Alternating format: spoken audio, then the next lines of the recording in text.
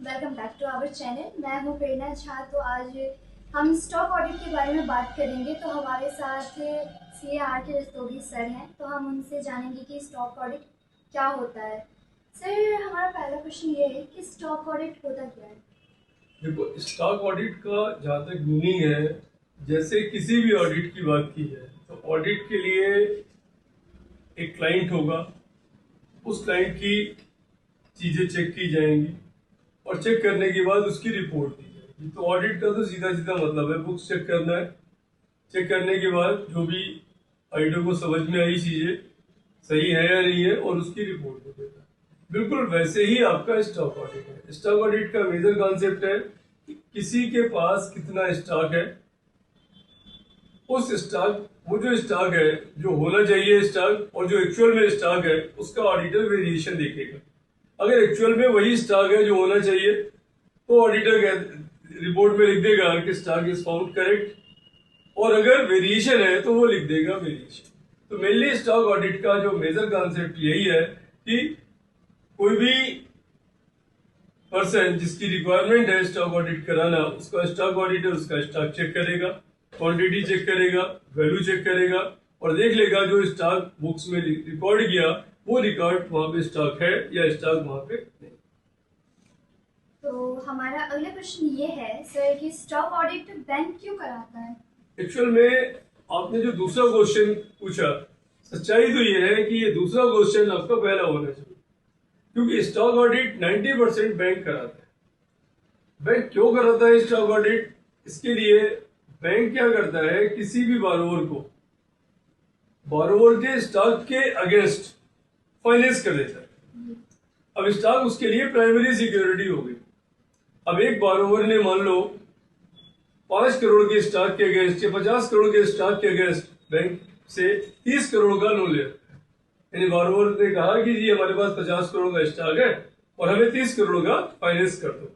तो यहाँ पे जो बैंक फाइनेंस करती है, इस फाइनेंस का भी नाम होता है वर्किंग कैपिटल, जिसको हम लोग सीसीबी बोलते हैं, कैश क्रेडिट बोलते हैं।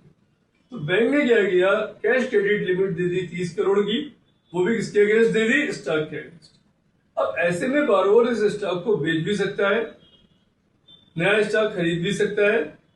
तो ये जो प्रॉब्लम है कि बारोवर स्टॉक को बेच भी सकता है, नया स्टॉक खरीद भी सकता है, ऐसे में अगर स्टॉक बहुत कम है या बारोवर ने सारा का सारा स्टॉक बेच दिया और पैसे जो है सारे बैंक में नहीं रखे, तो ऐसे में हो सकता है, पॉसिबिलिटी है कि बैंक के साथ फ्रॉड हो जाए। तो बैंक क्या जानना चाहता है कि जो स्टॉक जिसके खरीदने के लिए हमने बैंक ने पैसे दिए हैं बारोवर को, वो बारोवर स्टॉक खरीद रहा है, उसका स्टॉक उतना ही है जितना रिक्वायर्ड है, उसी रेंज में है। तो बारोवर क्या करता है, वो तो सेल्फ परचेस करता रहता है, स्टॉक की आता है स्टॉक जाता है, लेकिन बैंकर चाहता है कि स्टॉक कितना है और इसी स्टॉक के बेसिस पे बैंक जो है बारोवर को लिमिट देता है। अब पता चला अगर सारा का सारा स्टॉक बेच दिया, तो सारा स्टॉक बेच दिया, इसका मतलब ये है कि सारा पैसा बैंक में चुकता हो जाना चाहिए। तो स्टॉक ऑडिट क्यों कराया जाता है, उसका सीधा सीधा मीनिंग है कि हर बैंकर चाहता है कि जो हमने सीसी लिमिट दी, उस सीसी लिमिट के बराबर या उससे ज्यादा स्टॉक बारोवर के पास है या बारोवर के पास नहीं। इसके लिए स्टॉक ऑडिट बैंक कराता है। अब प्रॉब्लम क्या आती है, जैसे ही स्टॉक को हम कन्वर्ट करते हैं, स्टॉक को सेल करते हैं और सेल का पैसा कैश में नहीं आगे वो डेटर्स के फॉर्म में आता है, तो दिक्कत ये आती है कि जो डेटर्स होते हैं उनका पैसा 1 महीने बाद, 2 महीने बाद ये थोड़ा सा रुक जाता है। तो ऐसे में एक तरीके से स्टॉक का जो कन्वर्जन है, वो स्टॉक का कन्वर्जन डेटर्स में हो गया। तो ज्यादातर ऑडिट्स में हम लोग बोलते हैं स्टॉक एंड रिसीवेबल्स ऑडिट। तो जो स्टॉक ऑडिट है, इसका जो सही नाम है या जिस नाम से बैंक इसे जानती है, वो स्टॉक एंड रिसीवेबल्स ऑडिट के नाम से जानती है, यानी इसमें डेटर्स का भी ऑडिट है। वो क्यों कराता है, बैंकर जानना चाहता है कि जितना स्टॉक, जितने डेटर्स होने चाहिए बारोवर के पास, क्या उतने हैं। अगर उतने हैं तो ठीक है, अगर उससे कम है तो इसका मतलब bank should take action against that particular borrower. तो यही रीजन है स्टॉक ऑडिट कराने का। बारोवर एक बैंकर एक इंडिपेंडेंट चार्टर्ड अकाउंटेंट को या इंडिपेंडेंट पर्सन को अपॉइंट करता है कि आप जाइए इस बारोवर के पास और चेक करके बताइए स्टॉक है कितना है, और उसी स्टॉक के बेसिस पे ऑडिटर रिपोर्ट दे देता है। फिर बैंकर को डिसाइड करना होता है कि अगर कोई लिमिट सही है तो ठीक है, वरना पेनलाइज एक्शन या जो भी एक्शन लेना होता है बैंकर ले सकता है। ठीक है सर, तो हमारा अगला क्वेश्चन ये है कि क्या सभी बोरोवर को स्टॉक ऑडिट कराना जरूरी होता है? नहीं, हर बारोवर को स्टॉक ऑडिट कराना जरूरी नहीं है। पहली बात तो यही है कि स्टॉक ऑडिट सिर्फ उन्हीं बारोवर्स का जरूरी होता है या उन्हीं बारोवर्स का कराया जाता है जिनकी कैश क्रेडिट लिमिट बैंक ने दे रखी है।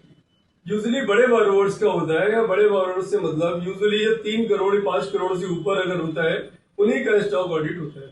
किसी की सीसी लिमिट 50 लाख रुपए की है, 40 लाख रुपए की है, तो यूजुअली वहां सीसी ऐसा कोई स्टॉक ऑडिट नहीं होता है। तो ऐसी कोई लिमिट तो नहीं है। यूजुअली ज्यादातर नेशनलाइज बैंकें उन बारोवर्स का ऑडिट कराती हैं जिनकी लिमिट 5 करोड़ या उससे ज्यादा है। लेकिन हाँ, अगर बैंकर चाहे तो अपनी डिस्क्रिप्शन पे या अपने रूल्स के अकॉर्डिंग, इंटरनल रूल्स के अकॉर्डिंग कम अमाउंट पे भी स्टॉक ऑडिट करा सकते तो सर हमारा नेक्स्ट हैं। हाँ, क्वेश्चन ये स्टॉक ऑडिट में एक पॉइंट आपका मैडम रह गया जरा, जो टर्म लोन है जी, या जो और लोन है उनके ऊपर स्टॉक ऑडिट, किसी तरीके का स्टॉक ऑडिट नहीं करा जाता। स्टॉक ऑडिट का मतलब ये है स्टॉक ऑडिट जो वर्किंग कैपिटल या सीसी लिमिट के लिए जो लोन दिया जाता है, जो सीसी दिया जाता है, उसके अगेंस्ट आपका स्टॉक ऑडिट होता है। तो सर नेक्स्ट क्वेश्चन ये है कि इसमें क्या क्या जरूरी बातें ध्यान देनी होती है? अब देखिए, स्टॉक में जो जरूरी बातें ध्यान रखनी होती है कि मान लो स्टॉक है तो ये देखना है कि जिस स्टॉक का जो बारोवर के पास स्टॉक है, क्या बारोवर उसका ओनर भी है। मान लो बारोवर के पास कोई जॉब वर्क के लिए काम दे गया तो स्टॉक तो किसी और का है, तो एज ए ऑडिटर आपको चेक करना चाहिए कि जो बारोवर का के पास स्टॉक है उसकी इनवाइस किसके नाम से। अगर इनवाइस उससे आइडेंटिफाई हो रहा है कि इस इनवाइस का नाम बारोवर के नाम से है तो इसका मतलब स्टॉक उसका है। कोई स्पेसिफिकेशन, कोई डिस्क्रिप्शन अगर उस गुड्स पे है तो इनवाइस से वो टैली होना चाहिए। फॉर एग्जाम्पल, जैसे मान लो आपने एक कार खरीदी, तो कार जिसने खरीदी है उस आदमी के नाम से कार होगी, कार की आरसी देखोगे तो उसी नाम से होगी, इंश्योरेंस उसी आदमी के नाम से होगा, और इंश्योरेंस उसी के नाम से होगा, आरसी उसी के नाम से होगी, इनवाइस उसी के नाम से होगी, तो इसका मतलब कार का ओनर वो है।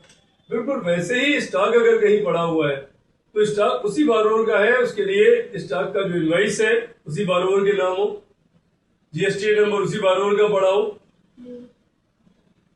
स्पेसिफिकेशन गुड्स पे वही हो जो इनवाइस पे लिखा है, तो ये चीजें ऑडिटर को ध्यान रखनी चाहिए।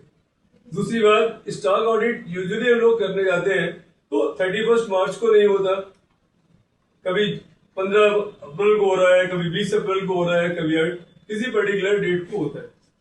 अब ऐसे में मान लो 31 मार्च हमें ऑडिट करना था, स्टॉक हमने लिया 31 जुलाई का। अब 31 जुलाई को का स्टॉक का हम बेसिस दे रहे हैं और ऑडिट करने जा रहे हैं 8 अगस्त को, स्टॉक वेरिफिकेशन कर रहे हैं 8 तारीख को। तो 8 अगस्त तक, 31 जुलाई से 8 अगस्त तक बहुत सारा स्टॉक आया होगा, नया स्टॉक खरीदा गया होगा और पुराना स्टॉक बेचा गया होगा। अब कैसे पता चले कि 31 अगस्त को स्टॉक कितना था? तो एज ऑडिटर आपको जरूर ध्यान रखना चाहिए कि इस बीच में जितनी परचेज हुई है 31 अगस्त से लेकर 8 अगस्त तक, वो परचेज उसमें से माइनस कर दो स्टॉक से, तो पता चल जाएगा 31 तारीख को कितनी परचेज स्टॉक था। और जो उसमें से सामान सेल हुआ है 31 अगस्त से लेके उस पर्टिकुलर डेट तक, विजिट तक, तो उसको सेल को ऐड कर दो, कॉस्ट ऑफ सेल को, तो पता चल जाएगा 31 को स्टॉक कितना था। यानी जो ध्यान देने वाली बात यह है कि आपको एक पर्टिकुलर डेट का या 31 जुलाई का अगर स्टॉक निकालना है और विजिट आप 31 जुलाई की बजाय 8 अगस्त को कर रहे हैं, तो इन बिटवीन के जितने ट्रांजेक्शन हैं उनको नल करने के लिए आप उनका इफेक्ट कम कर देंगे। तो स्टॉक आपको ये बात ध्यान रखनी चाहिए। दूसरी बात, स्टॉक की वैल्यू निकालते टाइम ध्यान रखो कोई स्टॉक ऑब्सोलेट हो गया है, आउटडेट हो चुका है, जिसकी वैल्यू खत्म हो चुकी है, उसको आपको माइनस कर देना चाहिए। इसी तरीके से अगर डेटर्स की बात करें तो डेटर्स यूजुअली अगर लॉन्ग टर्म डेटर्स हैं, बहुत ज्यादा पुराने डेटर्स हो गए हैं, उनको इग्नोर कर देना चाहिए। तो आपको as a auditor sanction letter देखना चाहिए। यूजुअली सैंक्शन लेटर में 90 डेज के डेटर्स को बैंकर गुड डेटर मानता है, तो देख लीजिए आपके सैंक्शन लेटर में किन डेटर्स को गुड डेटर्स माना गया है, उन्हीं डेटर्स को आपको गुड मानना है, उन्हीं के बेसिस पे डीपी नहीं करना चाहिए। ओके सर, तो हमारा नेक्स्ट क्वेश्चन ये है कि सर स्टॉक ऑडिट की रिपोर्ट किसको दी जाती है? देखो, स्टॉक ऑडिट की रिपोर्ट के लिए ऐसा कोई रूल नहीं है। यूजुअली स्टॉक ऑडिट की रिपोर्ट जो हमें ऑडिटर अपॉइंट करता है, हम लोग उसको देते हैं। ज्यादातर बैंक का मैनेजमेंट हमें ऑडिटर अपॉइंट करता है स्टॉक ऑडिट का, तो हम लोग उसी को अपनी रिपोर्ट देते हैं। और आज रिपोर्ट में क्या है, रिपोर्ट में पहले से ऑडिटर को क्वेश्चनर दी जाती है कि सर आप स्टॉक ऑडिट करो, विजिट करो और इस फॉर्मेट में हमको रिपोर्ट दो, तो हम लोग उसी फॉर्मेट में रिपोर्ट दे देते हैं। तो ऐसा कोई स्पेसिफिक क्राइटेरिया नहीं है कि स्टॉक ऑडिट की रिपोर्ट किसको जाएगी। यूजुअली स्टॉक ऑडिट की रिपोर्ट हमें उसके पास जाती है जो हमें अपॉइंट करता है। अब अपॉइंटिंग अथॉरिटी कई बार हमसे कह देती है कि एक ब्रांच को रिपोर्ट दे देना, एक हमें रिपोर्ट दे देना है अपॉइंटिंग अथॉरिटी, कई बार कहता है मेल कर देना।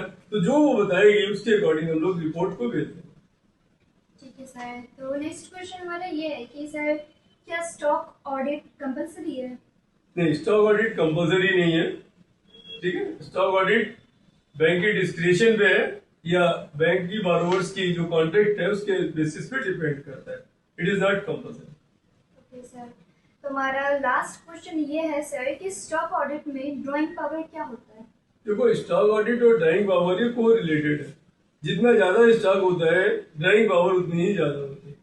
ड्राइंग पावर का मतलब, यह स्टॉक का मतलब है, मान लो किसी के पास 5 करोड़ रुपए का स्टॉक है, तो बैंक उसको कहती है कि तुम 5 करोड़ का स्टॉक है तो 5 करोड़ रुपए बैंक से नहीं निकाल सकते।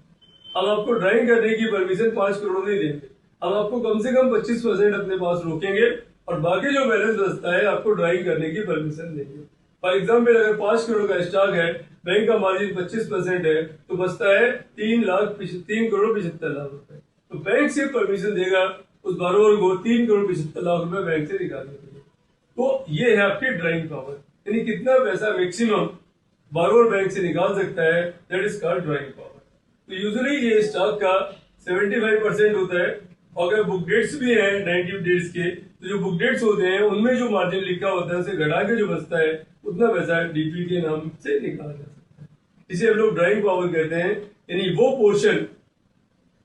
अब मान लो किसी का स्टॉक 50 करोड़ का है, लेकिन उसने बैंक से लिमिट सिर्फ 10 करोड़ की ले रखी, तो डीपी बेशक ड्राइंग पावर स्टॉक के बेसिस पे हो सकता है 10 करोड़ से ऊपर रहे, लेकिन ऐसे में जब लिमिट 10 करोड़ की है तो बराबर 10 करोड़ रुपए से ज्यादा नहीं निकाल सकता।